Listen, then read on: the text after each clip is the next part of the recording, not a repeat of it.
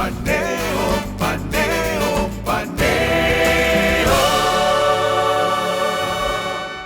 Estamos de nuevo en su programa Paneo Semanal, como todos los sábados, de 10 a 12 meridiano en esta subestación 106.5 FM, Sol 106.5. Y tenemos aquí la presencia muy agradable de algunos miembros de la Fundación Edwin Walter Palm. Cuando la gente lo oye dice, pero eso es una calle. Y normalmente las calles tienen nombres de personas importantes.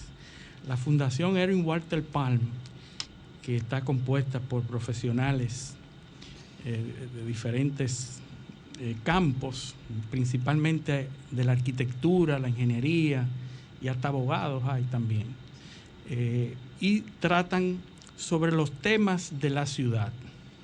Han hecho una labor increíble durante muchos años, pero yo voy a dejar que sean los miembros de la fundación que hablen de qué hace la Fundación Edwin Walter Palm y de dónde viene ese nombre.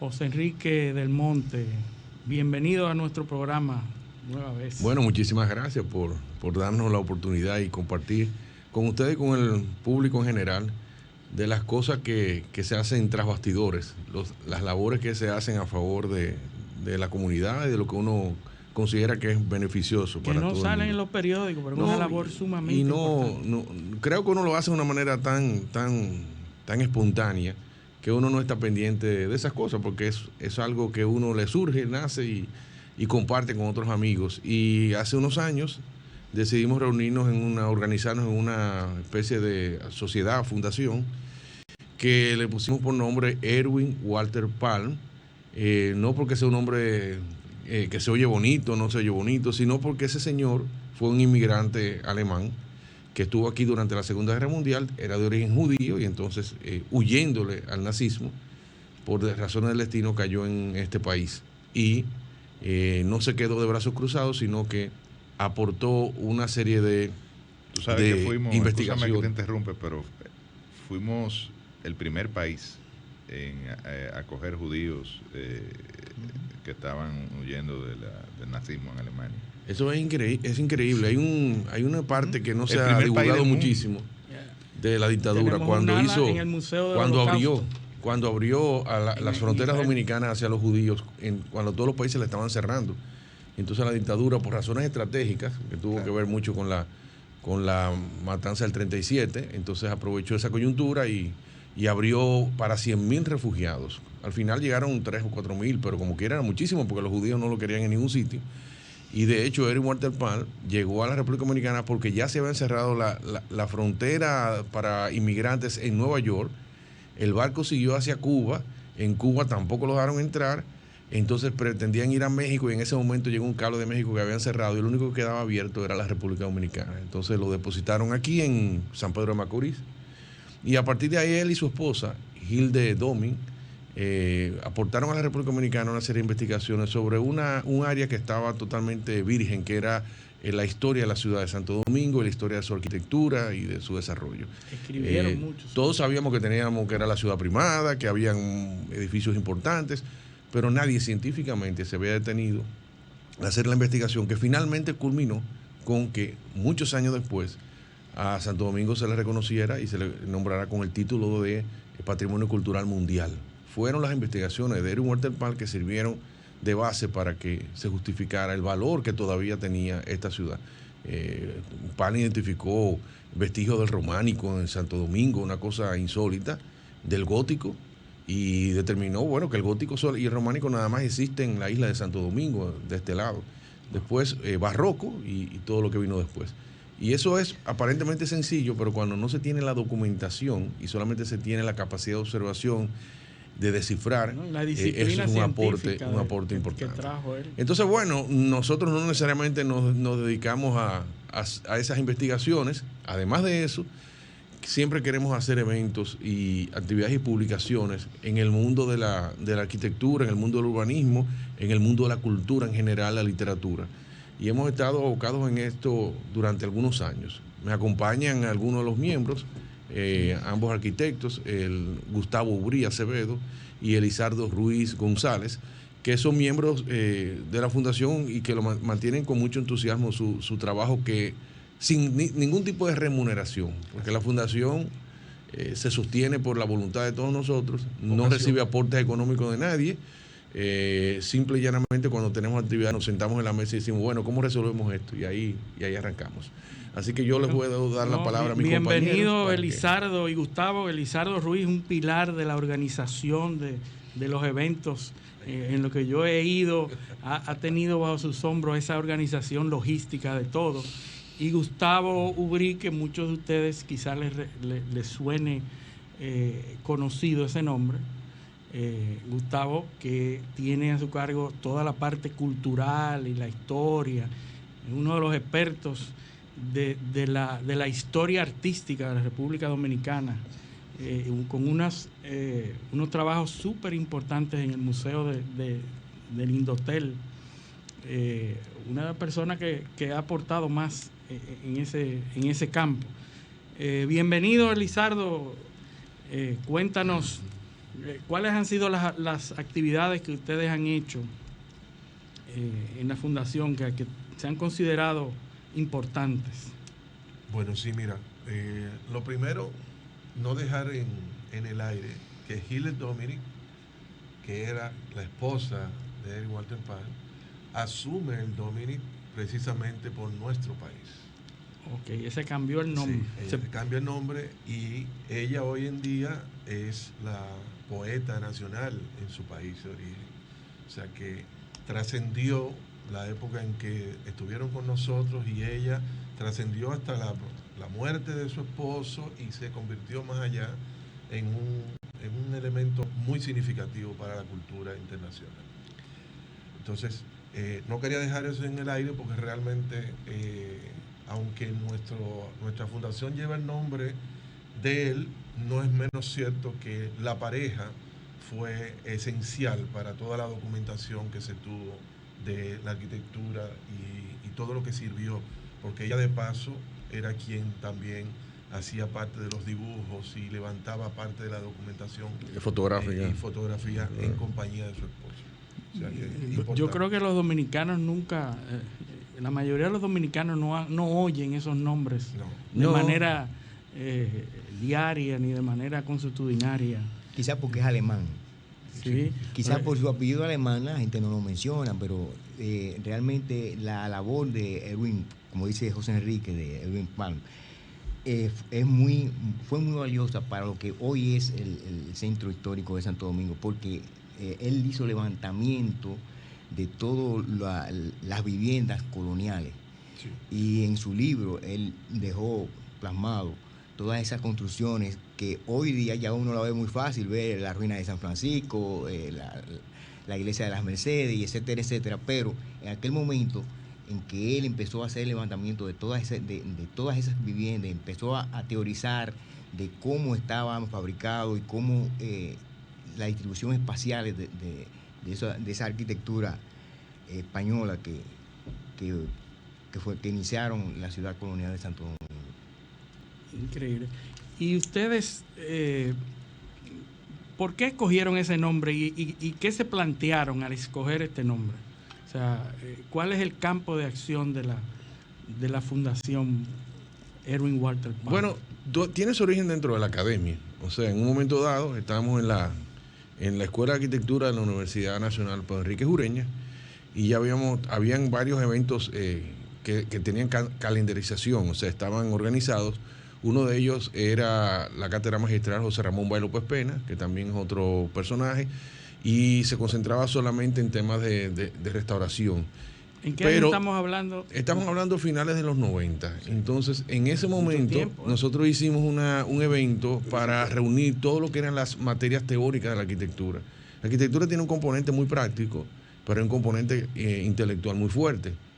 Que tiene que ver con la historia del arte, la teoría de la arquitectura, filosofía, una serie de cosas. Y esa agrupación de materias, hicimos un seminario y la figura internacional que nosotros teníamos en ese momento, que no se le había dado todavía el gran reconocimiento, fue Erwin Walter Palm. Entonces, dentro de las aulas, eso surgió ahí y después hicimos unos eventos ya internacionales donde traíamos a figuras de mucho renombre en el mundo de la arquitectura que nos visitaron, hicimos seminarios y eso nos motivó a continuar la labor. Fue tan buena la coherencia, estábamos hablando de ese momento de un equipo formado por Gamal Michelén, estaba Jordi Masalles, estaba una profesora que ya se ha dedicado a otras líderes, que es Giovanna Rigio de Santiago, y ahí hicimos esa química y dijimos, bueno, pero vamos a seguir. Y entonces dentro de la academia mantuvimos eso hasta que en un momento dado maduró y logramos hacer una ONG. Y a partir de ahí ya nosotros hemos hecho camino en solitario, pero siempre ligado al mundo de la investigación y al mundo de la academia. Entonces, esa es la razón por la cual nosotros escogimos ese nombre. Un poco como en algunas universidades europeas y de los Estados Unidos, que dedican cátedras a una persona. O sea, por ejemplo, la cátedra Newton, esa cátedra, por ejemplo, tú eres el catedrático de esa cátedra, y es un reconocimiento tanto a Newton como al que ocupa esa cátedra. Entonces, guardando las distancias, obviamente, nosotros quisimos hacer como un símil para que eso se repitiera en el país y comenzar a hacer, como dirían los abogados, jurisprudencia en materia académica dentro de la escuela. Bueno, y hemos obtenido grandes satisfacciones.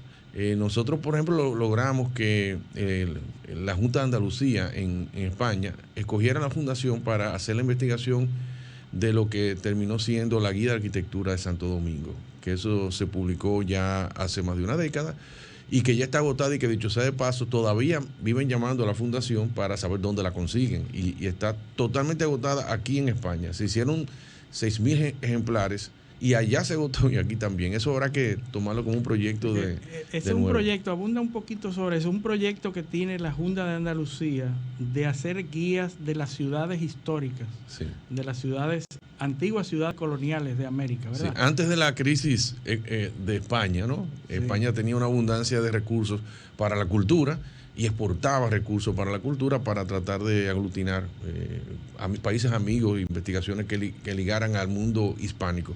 Y uno de los programas de la Junta de Andalucía, que ustedes estaban hablando de los países descentralizados, como Estados Unidos y también España, que cada región tiene su gobierno autónomo y su presupuesto autónomo. Dentro de la Junta de Andalucía, ahí había el capítulo de caminos, carreteras y cultura, estaba todo ligado. Y entonces había el programa de guías de arquitectura. Primero comenzaron con las de la península, después la del costa norte de África, que había países de origen hispánico ahí, y después cruzaron a América, y nosotros paradójicamente, siendo la ciudad más antigua de los españoles aquí en el continente, todavía no teníamos la guía. Fuimos la número 12, o sea, llegamos relativamente tarde. 12. Ya de La Habana se habían hecho, tanto la de La Habana, Cuba, la de La Habana y la de Santiago de Cuba. Ya Cuba tenía 2, y nosotros no teníamos ninguna. Y entonces el interlocutor fue la Fundación Eric Walter Paz, donde hubo que levantar una cantidad de información de 500 y pico de inmuebles. Al final son 200 y tantos que salieron publicados en la guía. Y eso es la historia de cada uno de los edificios, porque los edificios tienen su historia. No es solamente el edificio en sí mismo, sino el proceso de creación del edificio, la construcción, la tecnología que se aplicó, los personajes que vivieron en ella, eventos importantes y todo eso se levantó en esa guía. Y está diseñada para que cualquiera pueda visitar una de estas ciudades con esa guía, recorrerla y entender un poco la arquitectura. Un documento sumamente valioso. Lastimosamente se agotaron los volúmenes y no hay ninguna institución, ni estatal, ni local, privada, que haya decidido hacer un acuerdo para reproducir más o de actualizar esa guía. Sí, lo que pasa es que nosotros, y ahí tenemos al senador con nosotros, nosotros tenemos un vacío en cuanto al mundo editorial, los incentivos al mundo editorial y todo eso. Hay una ley de incentivo del libro y la lectura que es similar a la del cine, y entonces el cine se acogió muchísimo a nivel comercial y le han dado mucho dinero al cine, como una industria económica, vamos a decirlo así, y al libro lo han dejado suelto, con todo que hay una ley de incentivo para eso y nada, no ha sucedido lo que se esperaba con esa ley. Habrá que hacer otras cosas para motivarlo, pero el problema de nosotros no son los libros, porque cualquier autor con una investigación sale y va a una imprenta y publica su libro y hace un acto de publicación, etcétera. El tema no es ese, el tema es que no hay editorial, que es lo que tú estás señalando. Si nosotros tuviéramos cultura editorial como lo tienen Argentina, México, Colombia, el libro corriera solo, es decir, que tuvieran Si reediciones, se agota, etcétera, quiere etcétera, decir que hay que hacer y más. volvieran y los recursos de ese libro se lo pasan a los autores, se lo pasan a todo el mundo, y eso es lo que a nosotros nos ha faltado siempre. Es una de las necesidades que tenemos en el país para que se divulgue la información. Un libro de eminente corte académico, o sea, que debiera estarse viendo en todas las universidades.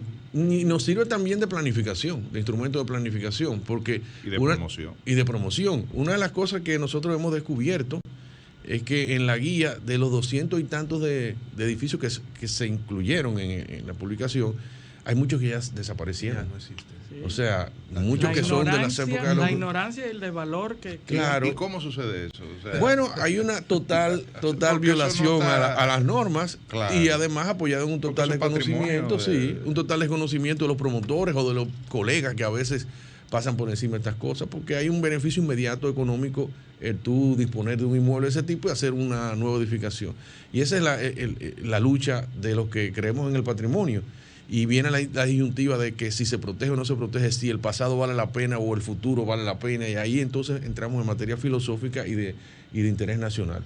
Pero lo cierto es que cuando tú destruyes un edificio que tiene un valor y ha sido reconocido, está colocado en una guía de carácter internacional, tú estás perdiendo Pero yo te pregunto, ¿no hay legislación, ordenamiento Mira, para proteger el patrimonio histórico que no hay arquitectónico? Hay unas normas, reconoce. hay un acuerdo, una norma entre la Dirección Nacional de Patrimonio Monumental y el Ayuntamiento del Distrito, en este caso, para proteger, pero es una norma simplemente de aviso y de no te doy el permiso, pero no hay sanción posterior, es decir, y esto es un tema delicadísimo, porque lo que es una multa, lo que debería incluir una ley, una nueva legislación, es si tú tocas el patrimonio, tú estás condenado a rehacerlo inmediatamente. Entonces ahí tú te das cuenta que nadie le va a tocar, porque yo lo demolí, perfecto, pago una multa, pero ahora, ¿qué puedo hacer en el terreno? Solamente reproducir lo que había. Mira los planos aquí, mira la edificación. Entonces, cuando tú ves eso, le quitas el interés económico, porque dices, bueno, voy a perder una propiedad,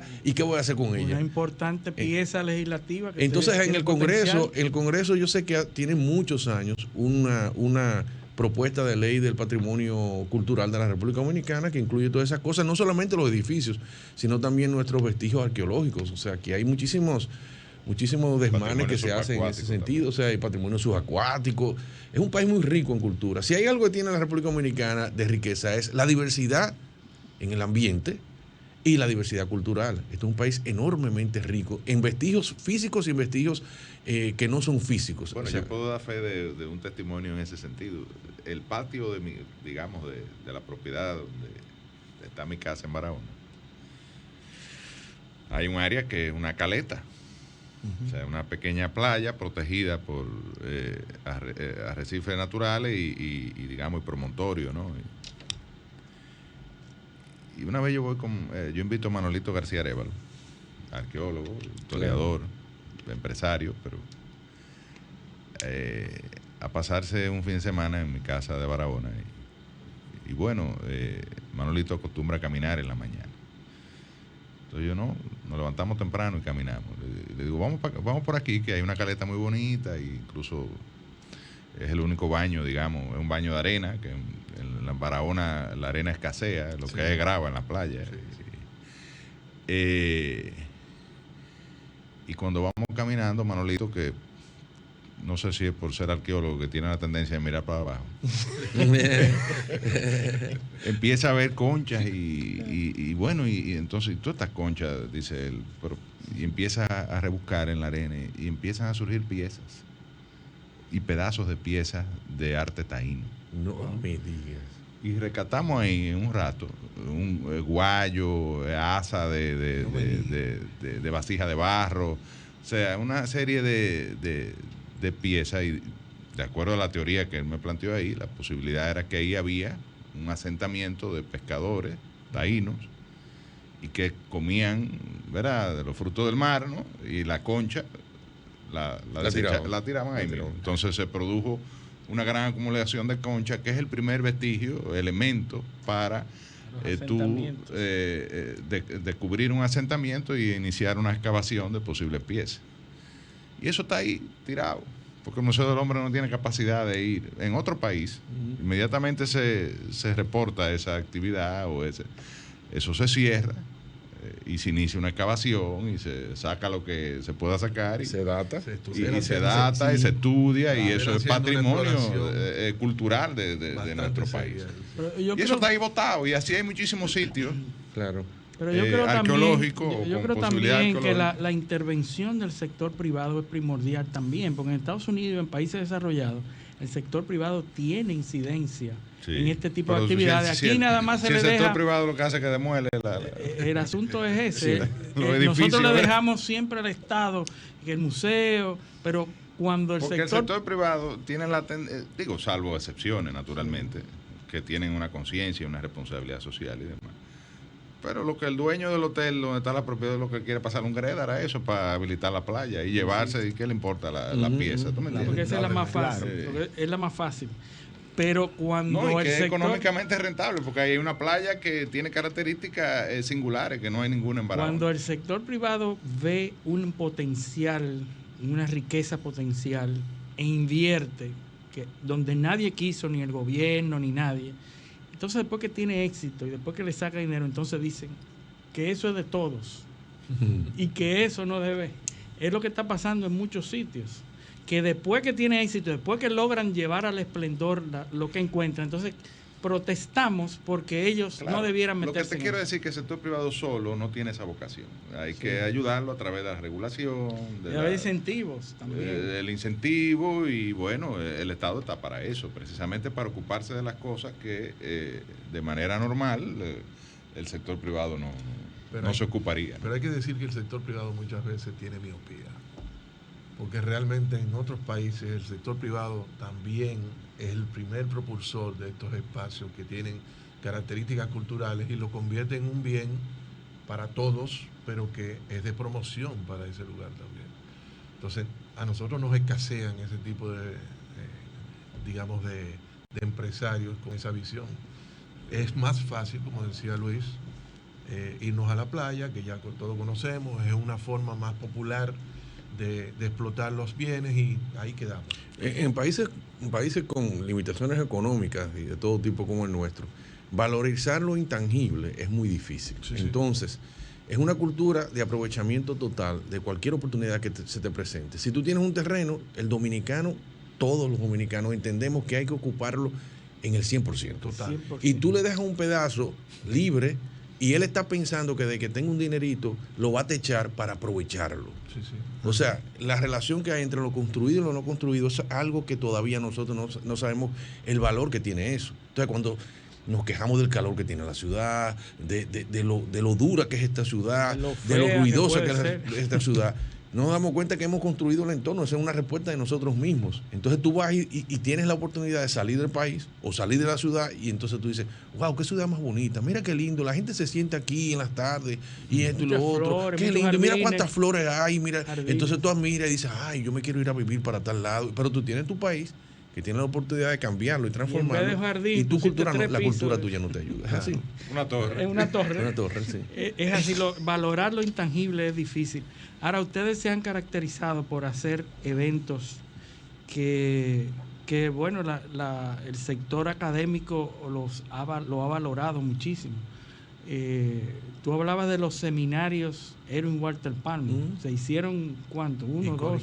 Se hicieron 4 de esos. 4 seminarios. 4 seminarios internacionales. Se hicieron también homenajes a los arquitectos que le llamamos los arquitectos trascendentales vivos, que le llamamos 12 trayectorias. Eran 12 escogidos, como si fueran 12 apóstoles, y ahí le hicimos todo un recuento de su obra, del aporte que ha tenido, o sea, un reconocimiento que siempre hemos estado diciendo, y era el objetivo de seguir haciéndolo, o sea, escoger otro grupo. Es bueno, es bueno señalar que este evento, para los que no tuvieron acceso a él, fue un evento que duró un año completo. O sea, nosotros teníamos mensualmente un reconocimiento a un representante de esa segunda generación de arquitectos de nuestro país que realmente tenía un prestigio, un background que fue resaltado y señalado allí.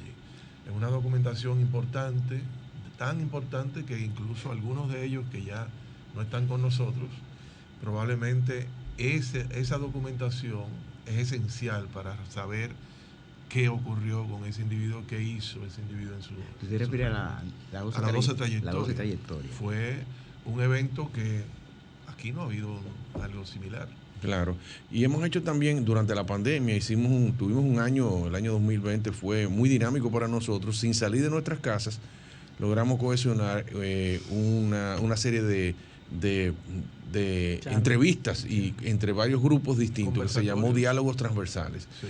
Es el interés de nosotros de comenzar a relacionar lo que es el territorio urbano con diferentes ramas del pensamiento y de las manifestaciones sociales que tiene un país. Y una de ellas fue, por ejemplo, pongo de ejemplo porque está Gustavo aquí, fue entender la ciudad en cuanto a sus manifestaciones musicales. La música está ligada al territorio, o sea, la música no es fortuita, y nosotros sabemos y decimos, no, que el merengue surgió en la línea noroeste, y la bachata es de los barrios, eso lo decimos como superficialmente, pero hay que entender la dinámica urbana, social, para ver cómo germina eso. Si nosotros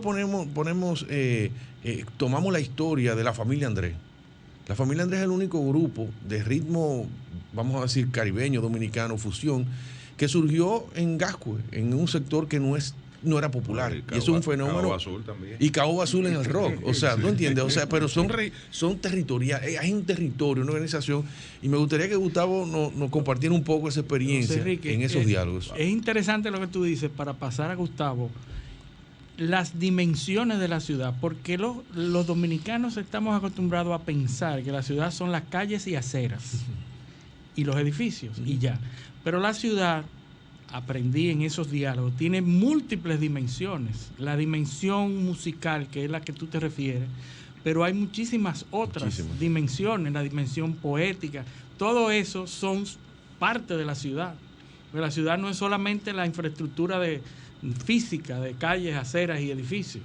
Entonces, por primera vez yo vi en esos diálogos transversales la ciudad vista desde todos esos niveles que se dieron y que le invito a nuestros oyentes a que lo busquen en Facebook y en YouTube. Y en YouTube están todos esos diálogos. ¿Cuántos diálogos fueron? Fueron 40 diálogos. 40 diálogos durante todo el periodo de pandemia, que son riquísimos, constituyen un material exquisito en cuanto a la ciudad. Pero yo creo que antes de continuar, vamos a hacer una pausa comercial. Y regresamos en breve. Paneo, paneo, paneo. Sol 106.5, una estación del grupo RCC Miria.